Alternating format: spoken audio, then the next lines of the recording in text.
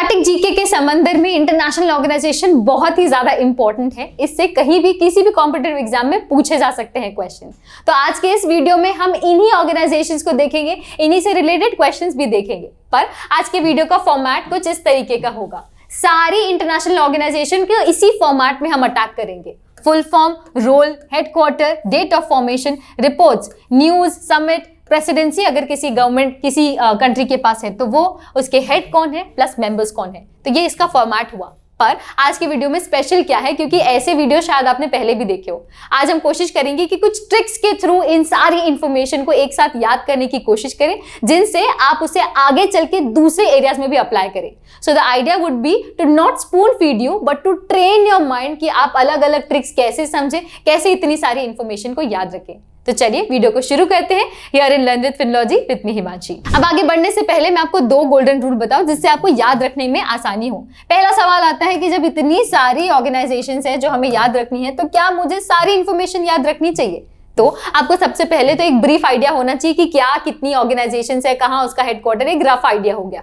पर उसे रिवाइज तभी करें, रिविजिट तब करें जब वो न्यूज में हो। ठीक है, तो व्हेन का या फिर हाउ मच की बात करें या व्हाट की बात करें, तो ये सवाल का जवाब आता है न्यूज में। फॉर एग्जाम्पल, अगर कोई नई रिपोर्ट आई, कोई नया समिट, कोई नई प्रेसिडेंसी, कोई नया मेंबर, तब आप उस ऑर्गेनाइजेशन को कंप्लीटली रिविजिट करेंगे। दूसरा सवाल आता है कि आखिर में इसे याद कैसे करूं। तो जितनी भी ट्रिक्स का आगे मैं आपको तरीका बताऊंगी, उन सब के पीछे जो लॉजिक है वो है वियर्ड होने का। जितनी वियर्ड चीजें आपको याद रहे, जिनमें ज्यादा लॉजिक ना हो, उनको याद करें, क्योंकि जितना लॉजिक हम देखते हैं उससे हमें याद नहीं होता है। वियर्ड चीजें जैसे आसमान में, समंदर में कहीं व्हाइट एलिफेंट उड़ रहा है, जब आपके दिमाग में पिक्चर आती है तो कुछ वियर्ड है। उसी से अगर आपने न्यूमोनिक्स डिराइव कर दिया ABCD करके और फिर एक कहानी के थ्रू उसे याद किया फॉर एग्जाम्पल, तो फिर आपको डेफिनेटली वो याद रहेगा। तो 2 गोल्डन रूल है हमारे सामने कि न्यूज में आए तो रिविजिट करें और याद करने के लिए weirdness, the weirder the better. अब वीडियो के लंबे होने की संभावना बहुत ज्यादा है, तो मैं कोशिश करूंगी कि कम समय में आपको सारी इंफॉर्मेशन दे सकूं। Most of the information table में आपके सामने प्रेजेंट होगी, पर कुछ चीजें जिनमें आपको याद करने का तरीका या ट्रिक है वो मैं जरूर मेंशन करूंगी। Starting with the world economic forum. तो जैसा कि नाम है, मैंने अपने दिमाग में आइडिया रखा है कि इकोनॉमिक फोरम है, यानी कि कुछ कंपटीशन, कुछ बिजनेस, उससे रिलेटेड ये फोरम है। ठीक है, वो थीम अपने दिमाग में रखे। तो इसका एम भी वही है कि पब्लिक प्राइवेट कोऑपरेशन ये बनाए रखे। इसका हेडक्वार्टर है जेनेवा, और यहाँ पे जेनेवा में बहुत सारी इंपॉर्टेंट इंटरनेशनल ऑर्गेनाइजेशन है। इससे रिलेटेड PDF मैंने डिस्क्रिप्शन में प्रोवाइड किया है, उसे जरूर देखें। सारी इंटरनेशनल ऑर्गेनाइजेशन के सारे हेडक्वार्टर्स वहां मेंशन्ड है। इसके जो फाउंडर हैं और चेयरमैन है वो है क्लॉस श्वाब। इसे फॉर्म किया गया था 1971। अब याद करने वाला जो एरिया है वो है ये रिपोर्ट्स। इनसे भी सवाल आते हैं डायरेक्टली कि ये रिपोर्ट किसने दी। तो मैंने अपने दिमाग में कैसे बनाया था कि कंपटीशन है, बिजनेस है, तो ग्लोबल कॉम्पिटिटिवनेस रिपोर्ट। कंपटीशन बढ़ने से जो जेंडर बढ़ जा रहा है, जेंडर के बीच में जो गैप बढ़ रही है वो बहुत ज्यादा है, और इतना ज्यादा गैप और इतना ज्यादा कंपटीशन होने की वजह से लोग बहुत ज्यादा ट्रैवल कर रहे हैं और बहुत ज्यादा कॉम्पिटिटिव हो रहे हैं। तो ये जो थीम मैंने अपने दिमाग में रखा था, उससे मैंने इस रिपोर्ट को याद करने की कोशिश की। सो this is one of the way how you can remember things. इसके अलावा अगर रिसेंट रिपोर्ट की बात करें तो इनका जो वर्ल्ड इकोनॉमिक फोरम का रिसेंट समिट हुआ था, ये डावोस में हुआ था, जिसकी थीम ये थी। Alright, so that was the World Economic Forum. पर इसके related question definitely you should know. Where is the headquarters of World Economic Forum? See, in questions के through I'll tell you कि किस तरीके के अलग-अलग तरीके के questions आ सकते हैं international organization से। Simple आ सकता है headquarters से related। तो yes we know, ये है जेनेवा। Question अगर आपके सामने आए तो आप pause करके इसका जवाब मुझे comment में दे सकते हैं। Then you can come and answer and see the answer here in this video. Next we have SAARC। इसका फुल फॉर्म बहुत इजी है, इसलिए मैंने कोई ट्रिक नहीं बनाई। South Asian association for regional cooperation. नाम है south Asian, south East Asian नहीं है। इसी से बाइफरकेट होगा ये ऑर्गेनाइजेशन और आशीन। ठीक है, इन दोनों के बीच में डिफरेंस यही है, ये साउथ एशियन है। इसका रोल यही है, देखिए जितनी रीजनल ऑर्गेनाइजेशन होती है इनका काम होता है, मोटिव होता है रीजनल कोऑपरेशन बढ़ाने का। इसकी इंपॉर्टेंट चीज ये है कि इसका हेडक्वार्टर काठमांडू में है। मोस्ट ऑफ द ऑर्गेनाइजेशन का यूरोपियन होता है या कहीं और कंट्री में होता है, पर ये काठमांडू में है। Very important. Formed in 1985 with SAARC charter in Dhaka, यानी कि बांग्लादेश। करंट सेक्रेटरी जनरल ये है, पर अगर नए बनते हैं तो आप इसका ध्यान रखेंगे। अब बात करें इसके मेंबर्स के बारे में, तो इसी में एक ट्रिक छुपी हुई है। इसे अगर आप ध्यान से देखें तो मैं जब पढ़ाई करती थी और याद करती थी तो मैं मोस्टली फोटोग्राफिक मेमोरी पे काफी ज्यादा काम करती थी। आपका रूम जहां पे भी हो, मेक श्योर कि वहां पे मैप्स लगे हुए हो, और जब भी कोई न्यूज आए, कोई जगह न्यूज में आए, तो आप तुरंत उसे लोकेट करें उस मैप में। इंडिया और वर्ल्ड दोनों का मैप होना चाहिए। अब इस मैप को अगर आप ध्यान से देखें तो जो आपका इंडियन सब कॉन्टिनेंट है वो आपको समझ में आएगा, और वही हिस्सा है सार्क का। अफगानिस्तान, पाकिस्तान, इंडिया, नेपाल, भूटान, बांग्लादेश और श्रीलंका। ध्यान रखिए कि यहाँ पे म्यांमार नहीं है, and that could be a question कि which of the following is not, तो उसमें म्यांमार आंसर होगा। तो ये जो साउथ एशिया का रीजन है इंडियन सब कॉन्टिनेंट की, ये 3, 6 और 7 इतनी कंट्रीज जो है इसके मेंबर्स है, सॉरी 8 मेंबर्स हैं। अब आगे बढ़ते हैं with the next organisation of Commonwealth of Nations. तो ये जो ऑर्गेनाइजेशन है, it was previously associated with the British Crown. तो जिन जिन कंट्रीज पे उन्होंने रूल किया है उन्हीं का ऑर्गेनाइजेशन बना लिया है पॉलिटिकल एसोसिएशन के लिए, कोऑपरेशन के लिए। और जो कॉमनवेल्थ गेम्स होते हैं वो इन्हीं कंट्रीज के, मेंबर कंट्रीज के जो प्लेयर्स होते हैं वो होते हैं। इसका हेडक्वार्टर्स ऑफ कोर्स लंदन में है, क्योंकि it is associated with Britain, तो उससे आप याद कर सकते हो। फॉर्म किया गया था 1949 में, क्योंकि उसी वक्त पे सारी ऑर्गेनाइजेशंस जो है, सारी मेंबर नेशंस इंडिपेंडेंट होना शुरू हुई थी, तो ईयर आप उससे याद कर सकते हैं। अब ये इंपॉर्टेंट है, नए प्रेसिडेंसी हेड चार्ल्स 3 है, किंग चार्ल्स 3 है, क्योंकि क्वीन एलिजाबेथ इज नो मोर, तो that could be a question. Now talking about the member Nations, जब इतने सारे मेंबर नेशंस है तो आपको याद नहीं रखना है। जो लास्ट किसी ने छोड़ा हो, कहीं किसी नया ने ज्वाइन किया हो, या कोई न्यूज सामने ज्यादा आ जाती है, तब आपको याद रखना है। ओवरऑल नंबर इसका 56 है। Now looking at a question, is India member of the Commonwealth of Nations? तो जो इसका आइडिया था, देखो मैंने आपको थीम बताया, उस थीम के हिसाब से डेफिनेटली हो सकता है, पर ये जो बी, सी और डी के ऑप्शन है वो आपको कंफ्यूज करेंगे। But do not be confuse, because yes, India is a member of it since 1947। ठीक है, तो अब तक इंडिया इसका मेंबर है। आई होप आपने इस सवाल का सही जवाब दिया हो। Then coming to Shanghai Cooperation Organisation, जिसे शांघाई पैक्ट भी कहा जाता है। अब इसका नाम है शांघाई, यानी कि ये रिलेटेड है चाइना से। अब चाइना से रिलेटेड है तो इसी से आप इसकी एक ट्रिक लगा के चाइना के हेडक्वार्टर से जोड़ सकते हो। पर याद रखें कि शांघाई हेडक्वार्टर नहीं है, बीजिंग हेडक्वार्टर है, पर चाइना में जरूर है। ठीक है, तो अपन ने हेडक्वार्टर याद कर लिया। फिर इसकी ट्रांस कॉन्टिनेंटल इकोनॉमिक अलायंस के लिए इसे बनाया गया है। अब इसकी थोड़ी सी हिस्ट्री है, क्वेश्चन आ सकता है कि शांघाई 5 किससे रिलेटेड है। ठीक है, तो पहले क्या है, 5 लोग मिलकर शांघाई 5 बनाए थे, चाइना, कजाकिस्तान, किर्गिज, रशिया और ताजिकिस्तान। फिर 2 लोग और जुड़े, इंडिया और Pakistan, in the year 2017, and then they became the Shanghai Cooperation Organisation. ठीक है, अब इसके हेडक्वार्टर देख लिया, फॉर्मेशन देख लिया, सेक्रेटरी जनरल भी आप देख लीजिए। अब मेंबर कंट्रीज याद करने की फोटोग्राफिक थिंग हमने डेफिनेटली देखी थी, ये आप मेंबर नेशंस देख सकते हैं। फोटोग्राफिक मेमोरी के हिसाब से अगर आप देखें तो ये आपके दिमाग में आना चाहिए हाईलाइटेड नेशंस, पर आप एक्सेप्शंस यहां देख सकते हैं। मंगोलिया शायद आप गलती से याद कर ले, नेपाल और बांग्लादेश भी गलती से याद कर ले, तो उसके लिए आप क्या कर सकते हो, एक कहानी अपने दिमाग में ले लो। सारे मेंबर नेशंस का इनिशियल लेटर ले लिया, ABCD जितना भी आता है, उसके थ्रू आप कह सकते हैं कि इस एरिया में खाना बहुत अच्छा बनता है, तो कुक। ठीक है, और ये एरिया इतना बड़ा है इसलिए घूम घूम के मुझे खाना पड़ेगा, तो ट्रिप।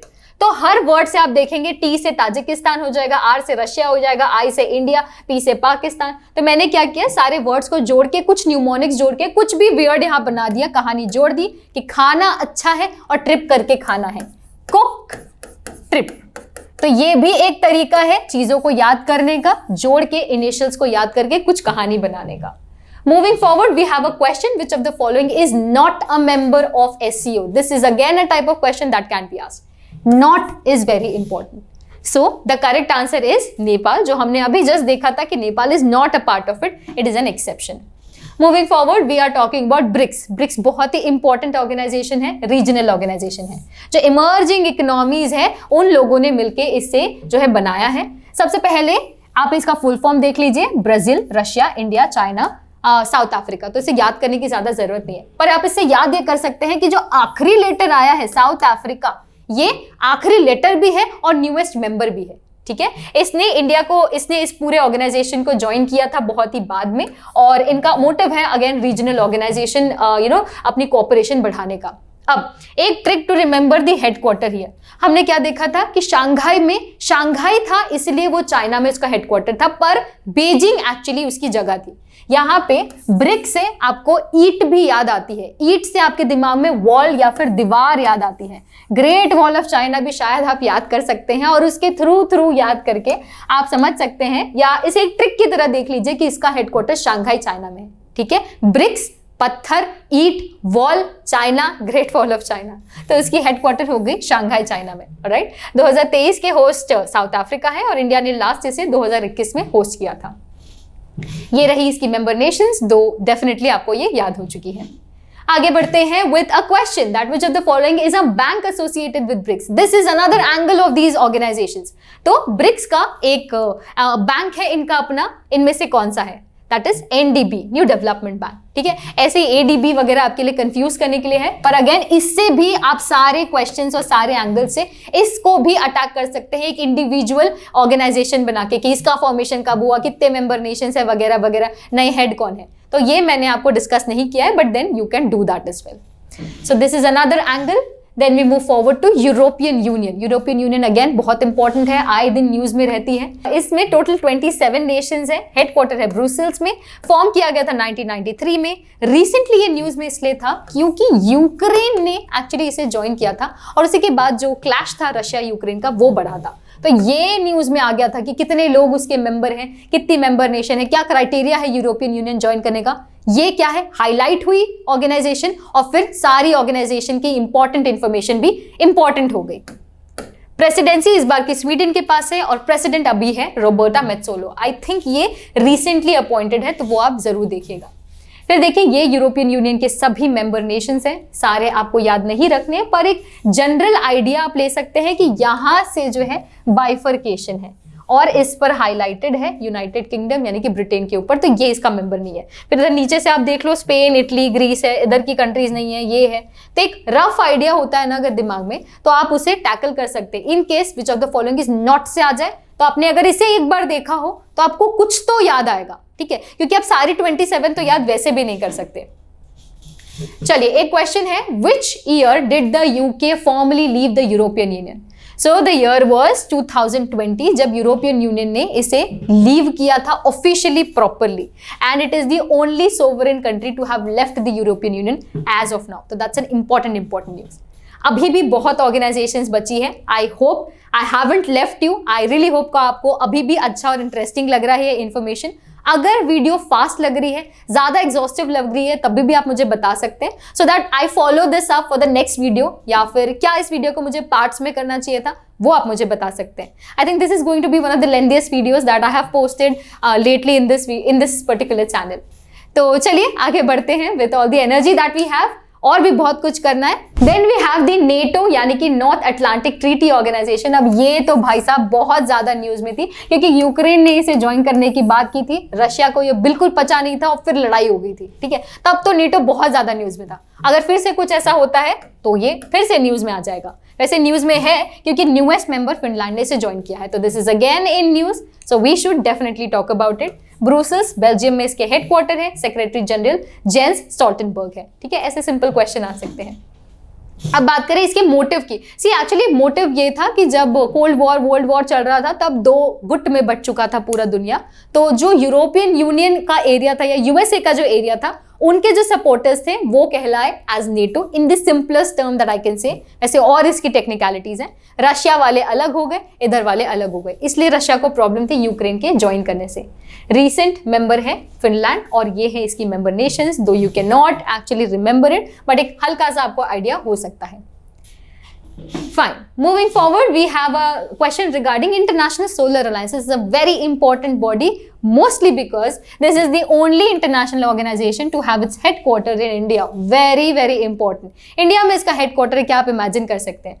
देखिए, इस particular organization का motive ये है कि पूरी दुनिया में जहां भी sunshine आती है, ट्रॉपिक ऑफ कैंसर और ट्रॉपिक ऑफ कैंसर कैप्रिकॉर्न के एरिया के बीच में, इन कंट्रीज की एनर्जी को टैप करके एक अलायंस बनाएं और लोगों को, दुनिया को और ज्यादा अच्छी तरीके से सोलर एनर्जी हम प्रोवाइड कर सके। So that is the whole idea. It was actually ideated by our prime minister Narendra Modi, so that's why it's very important. Recent news ये है कि कॉन्गो न्यूएस्ट मेंबर बने हैं। प्रेसिडेंसी की भी न्यूज आई थी कि इंडिया और फ्रांस जो है वो प्रेसिडेंट और को प्रेसिडेंट बन चुके हैं। डायरेक्टर जनरल भी रिसेंटली शायद अपॉइंट हुए हैं, अजय माथुर।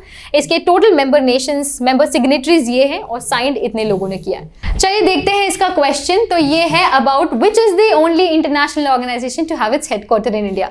दो हैव आंसर्ड दिस। थोड़े क्वेश्चंस ऑप्शंस यहाँ गलत हैं, इसे चेंज कर लेते हैं। दो मैंने आंसर किया है बट यस ये क्वेश्चन आ सकता था। सही जवाब है option C. Next we move forward to G20। देखिए G20 का ये जो आपको मैंने प्रेजेंटेशन दिया है ये हमारे कोर्स का प्रेजेंटेशन है। वहां पे हम इसी तरीके के सिंप्लीफाइड तरीके से चीजों को प्रेजेंट करते हैं। This is an infographic that have picked right from our course. इसे आप देखेंगे तो यहाँ जो G20 का प्रेजेंटेशन है यही सारी कंट्रीज जो है G20 का हिस्सा है। इसमें से G6 की बात करें तो वो ये सारी कंट्रीज हैं। बच्चों के बीच में बहुत कंफ्यूजन होता है G6 क्या है, G5 क्या है, तो मैंने ऐसे आपको दिखाया है। G6 में अगर आप कनाडा जोड़ोगे तो G7 हो जाता है, उसमें अगर रशिया जोड़ देंगे तो वो बन जाएगा G8। पर ध्यान रखें कि रशिया को जो है रिमूव कर दिया गया था G8 से आफ्टर द क्रीमिया एनेक्सेशन, तो ये वापस से G8 से G7 बन गया। फिर उसमें अगर ये सब कुछ जोड़ दोगे तो बन जाएंगे आपकी G20। एस्टैब्लिश किया गया था 1999 में और इसका पहला समिट 2008 में हुआ था। इंपॉर्टेंट बात यह है कि 2022 से इंडिया ने इसकी जो है प्रेसिडेंसी संभाली है, तो जब इंडिया में समिट होगा तो ये बहुत इंपॉर्टेंट हो जाएगा। ऐसे ही और भी G नेशंस हैं जैसे कि G4, G5, G10 और G11। एक एक चीज समझाना बहुत हेक्टिक हो सकता है, तो आप इसका स्क्रीनशॉट भी ले सकते हैं। अगला सवाल जो है थोड़ा सा अलग है। Where is the headquarter of G20? कहीं पे भी हमने G20 के हेडक्वार्टर की बात नहीं की है। इसका हेडक्वार्टर क्यों नहीं होता है वो मैंने वीडियो में एक्सप्लेन किया है of the G20 that we made, but इसके अलावा इसका कहीं पर भी हेडक्वार्टर नहीं है G20 का स्पेसिफिकली। कंट्री में डेफिनेटली होगा, तो ये एक कंफ्यूजिंग क्वेश्चन हो सकता है। Then moving forward to ASEAN, this is a very important organization। ये भी आए दिन न्यूज में रहती है। Association of South East Asian Nations. SAARC जो था साउथ एशिया था, ये साउथ ईस्ट एशियन है। इनका भी ऑब्जेक्टिव यही होगा कि जो साउथ ईस्ट एशिया के जो नेशंस होते हैं उन पर जब ध्यान नहीं दिया गया उन्होंने कॉपरेशन के लिए बनाया। मोस्टली आइडिया आप ऐसे ही ले सकते हैं कि जब जिन पर ध्यान नहीं दिया गया उन्होंने अपनी ग्रुपिंग की, अपने अपने मोटिव्स के लिए उस ऑर्गेनाइजेशन को बनाया। तो cultural, progressive, regional, peace, stability, इन्हीं वर्ड्स के थ्रू इन्होंने, इन्हीं मोटिव के थ्रू इन्होंने बनाया। सेक्रेटेरिएट बहुत इंपॉर्टेंट है, बहुत इंपॉर्टेंट है। ये है जकार्ता, इंडोनेशिया में। बनाया गया था 1967 में। अब क्वेश्चन ना इनके डिक्लेरेशन से भी आता है कि सार्क चार्टर कब था, ठीक है, वो क्वेश्चन आ गया। बैंकॉक डिक्लेरेशन किससे जुड़ा है वो आ गया। अब अगर पूछे कि समिट कब हुआ था तो 42nd अभी रिसेंटली हुआ है, मई 2023 में। तो again ASEAN is important to us क्योंकि ये न्यूज में है। तो इंडोनेशिया में इसका जो है समिट हुआ था। इंडोनेशिया में इसलिए हुआ क्योंकि अभी की जो चेयरमैनशिप या फिर प्रेसिडेंसी है वो इंडोनेशिया के हाथ में है और सेक्रेटरी जनरल है काओ किम होर्न, ठीक है, तो ये आपको पता होना चाहिए। इसके अलावा से मेंबर नेशन से सवाल आता है तो ये भी आपके सामने प्रेजेंटेड है कि ये इनके मेंबर नेशंस है। अब मैं अगेन यहाँ पे आपको बता सकती हूँ कि ML, T, C इन सब को उठा के आप कुछ यहाँ पे एक ट्रिक बना ले जो आप ऑलरेडी सीख चुके हैं। तो अब अगर आप खुद टाइम इन्वेस्ट करके एक ट्रिक बनाएंगे ना तो आपको 100% वो याद होगी। बिसाइड्स अगर मैं आपको दूँ तो डेफिनेटली शायद याद हो, पर आप करेंगे तो 100% आपको याद रहेगी। तो do this will be your homework कि आपको ये याद रहे। इसके अलावा आपकी फोटोग्राफिक मेमोरी के लिए this is the map that I have for you. यहां से आपको शुरू करना है। इधर से आ जाता है इंडिया, तो इंडिया इसका हिस्सा नहीं है क्योंकि इंडिया साउथ ईस्ट एशिया में नहीं आता है। इधर से उठा के आप लेके आ सकते हैं यहां तक। इधर पपुआ न्यू गिनी वगैरह नहीं है, इधर से चाइना नहीं है, तो सिर्फ स्ट्रिक्टली साउथ ईस्ट एशिया की जितनी कंट्रीज है। तो एक थोड़ा सा आप दिमाग में रख ले कि अच्छा ये कंट्रीज है, तो आपके दिमाग में एक्सेप्शंस भी याद आ जाएंगे। मेंबर्स टोटल इनके 10 हैं। इसी से सवाल आ जाता है कि which of the following is not a member of ASEAN. So we know कि इंडिया मेंबर नहीं है, नेपाल इसका मेंबर नहीं है, पपुआ न्यू गिनी इसका मेंबर नहीं है। तो ऑप्शन बहुत बढ़िया है, none of them is a member. So I have drafted this specifically ताकि आपके दिमाग के साथ थोड़ा सा हम खेल सके। देन वी हैव बिम्स्टेक, ये भी एक रीजनल ऑर्गेनाइजेशन है। बे ऑफ बंगाल के अराउंड जितनी कंट्रीज है मल्टी सेक्टोरल ग्रोथ के लिए होती है। तो बस इसका BIMSTEC से आता है। कई बार क्वेश्चन ना ऐसे आ जाएगा कि sectoral, S stands for what, ठीक है, T स्टैंड्स फॉर व्हाट, तो आपको डैश करके दे देंगे क्वेश्चन की T का मतलब क्या है, बाकी फुल फॉर्म दे दिया, T मिसिंग है। तो that is also how you should remember because full forms are very important because question वैसे आ सकते हैं। रोल एम वही होगा, growth, economic growth, stability in that region. Headquarter is in Dhaka. जो लास्ट हमने देखा था सार्क, उसे साइन किया गया था ढाका में, पर हेडक्वार्टर इसका यहाँ नहीं है। सार्क का हेडक्वार्टर नेपाल में था, इसका हेडक्वार्टर ढाका बांग्लादेश में है। This is again an exception जो अभी तक हमने नहीं देखा है, इंपॉर्टेंट। फॉर्म किया गया था 1977 में और 1997 में, और इसका 2022 में 25 ईयर्स कंप्लीट हुए। तो पिछले साल ये बहुत इंपॉर्टेंट थी, मे बी शायद बहुत सारे एग्जाम्स में ये आया भी हो। चेयरमैन इस बार श्रीलंका है और सेक्रेटरी जनरल है तेंजिंग लेकफेल। क्वेश्चन ये भी आता है कई बार कि ये जो सेक्रेटरी जनरल है वो कौन सी कंट्री से है, तो आपको न्यूज़ फॉलो करनी है इन चीज़ों के लिए। देन अबाउट बिम्स्टेक के रिलेटेड जो इनके मेंबर नेशंस है। अब इसके मेंबर्स समझाने के लिए मैंने थोड़ी कारीगरी की है। इसमें मैंने एक स्टोरी बनाई है कि बंगले की थाली में मैंने भूतनाथ देखा श्रीमती जी। It is completely weird, completely out of logic. तो बंगला मतलब बांग्लादेश, थाली मतलब थाईलैंड, मैंने मतलब म्यांमार, भूतनाथ मतलब भूटान और नेपाल, देखा श्रीमती, श्रीमती मतलब श्रीलंका, और जी मतलब इंडिया। समहाउ मैंने उसे जोड़ने की कोशिश की और एक कहानी से आपको इसके मेंबर्स भी याद हो सकते हैं। इफ नॉट दैट, आप इसकी अगेन फोटोग्राफिक मेमोरी से जा सकते हैं कि बांग्लादेश और ये सारी कंट्रीज जो है वो बे ऑफ बंगाल के अराउंड आती है। सो that is it for BIMSTEC. We have a question that India is not a member of which of the following international organization? India is not, तो India specific questions भी आ सकते हैं। क्या इंडिया मेंबर नहीं है ब्रिक्स का, Commonwealth, NATO और बिम्स्टेक का? तो India is not a member of NATO. We know कि इन तीनों का इंडिया मेंबर है, ठीक है। तो ऐसे क्वेश्चंस भी आ सकते हैं। Then moving forward with United Nations, ये अपने आप में एक बहुत ही एग्जॉस्टिव टॉपिक है, तो मैं इस वीडियो में सिर्फ इसे टच करूंगी, आपको हल्का हल्का बताऊंगी। But if you want an exhaustive video on United Nations, I will do that, but please put in the comments below. Role यहाँ पे है, हेडक्वार्टर दिया है, फॉर्मेशन, ऑफिशियल लैंग्वेजेस डेफिनेटली आपको पता होनी चाहिए, रिपोर्ट्स और सेक्रेटरी जनरल, तो ये इसका स्टैटिक नॉलेज हो गया। अब इसके अलावा इसके मेंबर नेशंस तो बहुत सारे हैं, पर आगे बढ़ने से let me ask you a question with regard to the principal organisations, क्योंकि बहुत सारा कुछ है यूनाइटेड नेशंस में, पर ये सबसे बेसिक है यूएन से रिलेटेड। कितनी इसकी प्रिंसिपल ऑर्गन्स है और कितने इसमें से नहीं है। तो ये बाकी ए बी डी है, पर C is not a part of the United Nation principal organs, because it is the International Court of Justice, not laws, ठीक है। तो ये आपको पता होना चाहिए। इसकी ट्रिक्स आपके यूनाइटेड नेशंस वाले वीडियो में करेंगे। अब मैं जस्ट रन थ्रू कर रही हूँ आपको यूएन से। ये इसकी फंड्स एंड प्रोग्राम्स है यूनाइटेड नेशंस की, यूएनडीपी, यूनिसेफ हो गया, WFP, ये सब इसी का पार्ट है, पर फंड्स एंड प्रोग्राम्स है इसके अलावा इन सब के एक्चुअली आपको फुल फॉर्म पता होने चाहिए। ये सभी इसकी स्पेशलाइज्ड एजेंसीज है, ये आप आसानी से यहाँ पे देख सकते हैं। मैं हट जाती हूँ टीवी से, पर आप इसे अच्छे से देख लीजिए। IMO, यूनिपो, विपो, बहुत सारी ऑर्गेनाइजेशन है, ये सब इंपॉर्टेंट है, ये सब स्पेशलाइज्ड एजेंसीज है। अब वर्ल्ड बैंक भी अगर आपने यहाँ देखा हो तो World Bank is also a part of the specialised agency and a part of this particular organisation. But आपको ये भी मैं ब्रीफली ही बताऊंगी, वर्ल्ड बैंक ग्रुप जो है इसके अंदर 5 बॉडीज आती हैं जिनके फुल फॉर्म यहाँ दिए हुए हैं, पर इनमें 2 टर्मिनोलॉजीज में बच्चों को कंफ्यूजन होता है कि क्या वर्ल्ड बैंक ग्रुप है और क्या वर्ल्ड बैंक है। तो ये क्लियरली आपको दिखा रहा है कि वर्ल्ड बैंक ग्रुप मतलब 5 हो, पर IBRD और IDA मिला लो तो ये बनाता है वर्ल्ड बैंक। तो आप 2 टर्मिनोलॉजीज देखेंगे, वर्ल्ड बैंक ग्रुप और वर्ल्ड बैंक, ये दोनों में डिफरेंस है, ठीक है। इसका फॉर्मेशन ईयर, हेडक्वार्टर्स, क्या इसके रिपोर्ट्स है, वो सब कुछ यहाँ मेंशन है। इसको भी याद करने का तरीका, वर्ल्ड बैंक है, पूरी दुनिया की बात कर रहे हैं, तो पूरी दुनिया का परफॉर्मेंस कैसा है, पूरी दुनिया कितना बढ़िया बिजनेस कर रही है, how easily are they performing, and क्या पूरी दुनिया वर्ल्ड डेवलपमेंट कर रही है कि नहीं, उससे रिलेट करके हमने इसकी रिपोर्ट याद कर ली।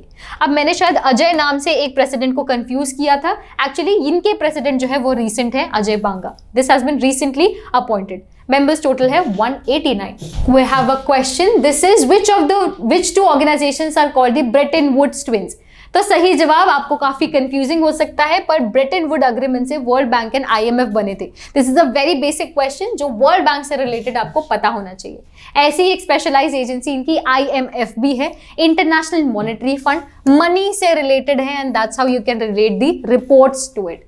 एम आपके सामने है, हेडक्वार्टर देख लीजिए वॉशिंगटन में है, फॉर्मेशन ईयर दिया गया है, MD यहाँ पे दिया गया है। Actually I would have discuss the tricks with remembering the headquarters of it, but since we have a time crunch I am not discussing that. If you want the tips related to it और short related to it, आप मुझे comment करके बता सकते हैं।